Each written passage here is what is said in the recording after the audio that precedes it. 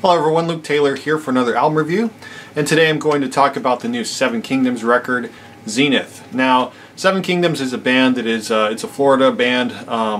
Their last two records, I believe, last two records were crowdfunded, and the last one you can check out my review on the channel here, Decennium. I really loved.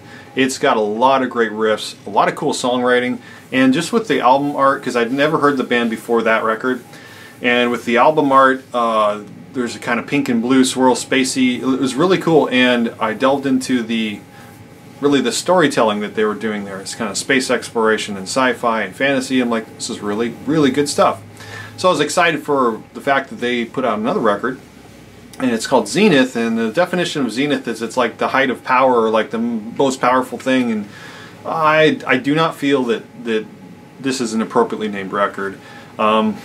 I think that there's a couple moments on here that are equal to Decennium, and not to sound overly negative, but there's a very, very different way that Sabrina Cruz, the vocalist, is singing here, and I'll explain this as I go on. The last song on here is a cover. It's a Joan Jett cover, "Hate Myself for Loving You," and that's a rock song. It's a big, crowd anthem.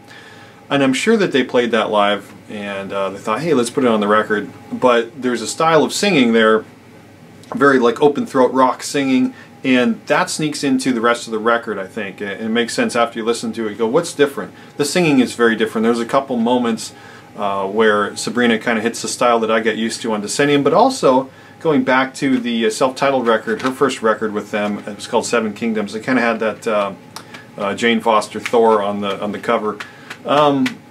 She was excellent on that too, and a very good power metal singer, but with a little bit of rock flavor. Now, with this record, way too much rock flavor for me, and also this was mixed in Morris Sound Studios, obviously legendary place. So many great Iced Earth records there. So I do believe Jim Morris and Morris Sound, they do great stuff.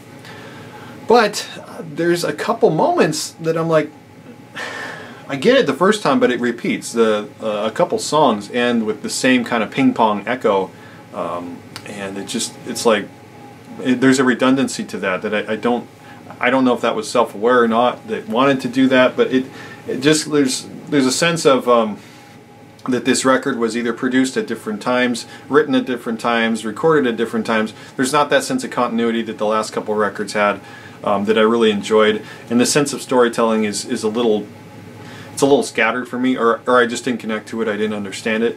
There's a song, Chasing the Mirage. That one's really good. There's a couple songs I really love their choruses, or I really love the riffs, but it's like parts and pieces, great solos. There's obviously some really adept musicianship here. It's power metal. It's crowd-friendly power metal. But there's just, I don't know, I don't feel that special quality that the last couple records had, and again, I am a fan of the band. I have turned on some other people to this band, and they go and listen to their stuff and buy their records. So, I feel that it's not like this is my first experience with them.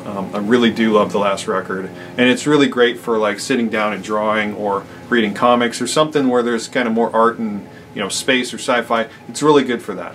So I just didn't feel that connection with this record. I could listen to it a couple more times. I've heard it 4 or 5 times now. Every time I kind of have the same reaction.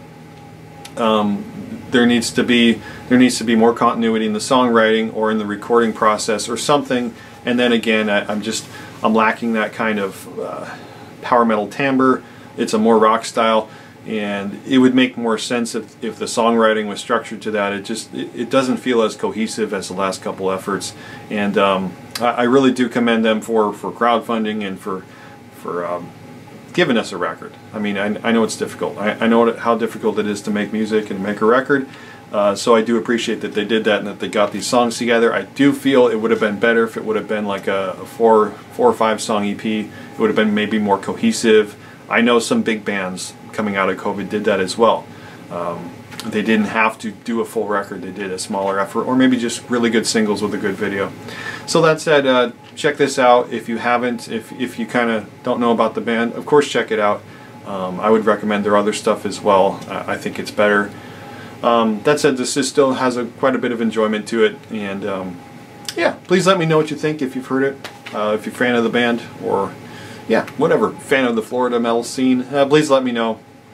And we'll keep talking about the record, of course, talk about all the stuff we review here. Please check out all my other album reviews. I really appreciate it. Thank you for all of your support and subscribing and all that, and more reviews to come. All right. See you later. Thank you.